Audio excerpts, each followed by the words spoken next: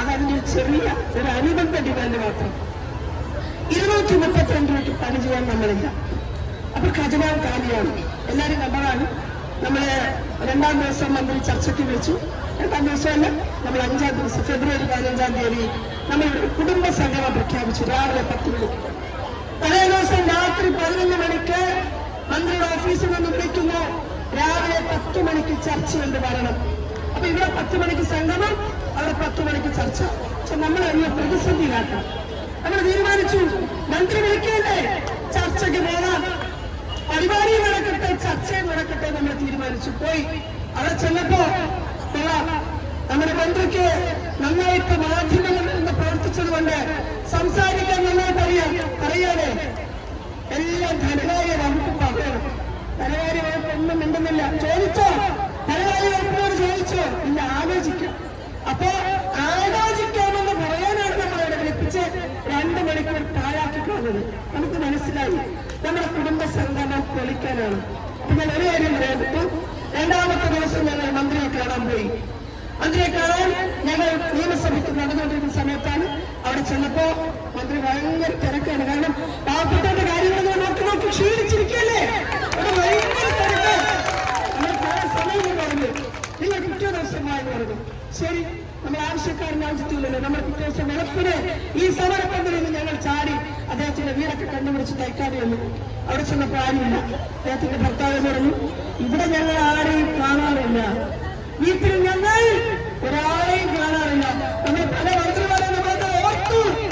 ഞാനൊക്കെ ഉമ്മൻചാണ്ടിയുടെ വീട്ടിൽ വെളുപ്പിന് 4 മണിക്ക് പോയി നിവേദനങ്ങൾ കൊടുക്കാൻ പോയിട്ടുണ്ട്.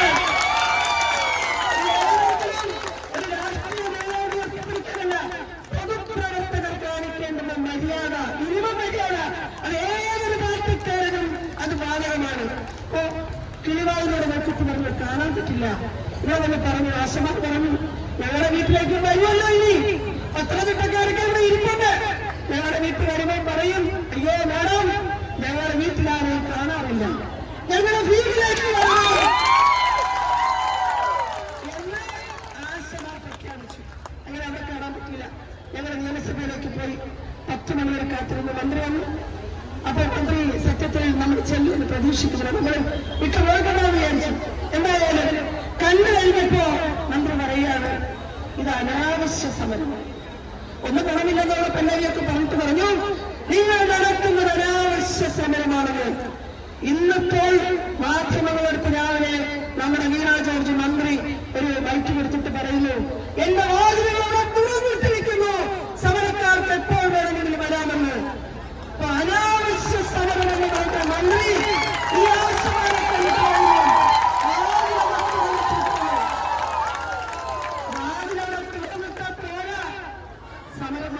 വിളിക്കണം. വിളിക്കാതെ എങ്ങനെയാണ് നമ്മൾ ചർച്ചയ്ക്ക് പോകുന്നത്? വിളിച്ചാൽ മാത്രം പോരാ, അവിടെ ചർച്ച എന്തെങ്കിലും ചർച്ച ചെയ്യാൻ പോരാ, നമ്മുടെ ഡിമാൻഡ് ചർച്ച ചെയ്യണം. PSC ചെയർമാന്റെ ശമ്പളം കൊടുക്കാനുള്ള ഗതികേടിനെ കുറിച്ച് ഇവിടെ പറയണ്ട.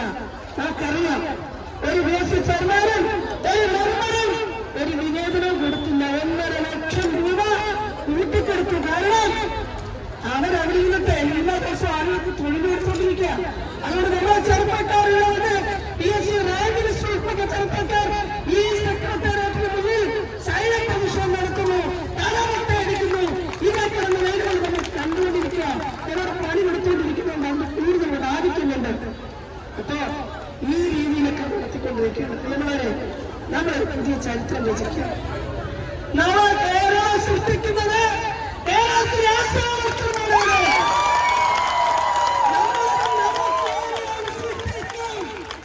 ഇനി കേരളത്തിൽ നടക്കുന്ന ഒരു തൊഴിലാളി സമരങ്ങൾക്കും ഇതിൽ കുറഞ്ഞൊന്നും ചെയ്യാൻ പറ്റില്ല. നേതൃത്വങ്ങൾ കൊണ്ടുവന്ന് അവർക്ക് ഒട്ടമേശയിൽ ചർച്ച ചെയ്ത് തൊഴിലാളികളെ വഞ്ചിച്ചിട്ട് തിരിച്ചു പോകാൻ പറ്റാത്ത വണ്ണം നമ്മൾ ഈ സമരത്തെ വിജയിപ്പിച്ചിരിക്കും.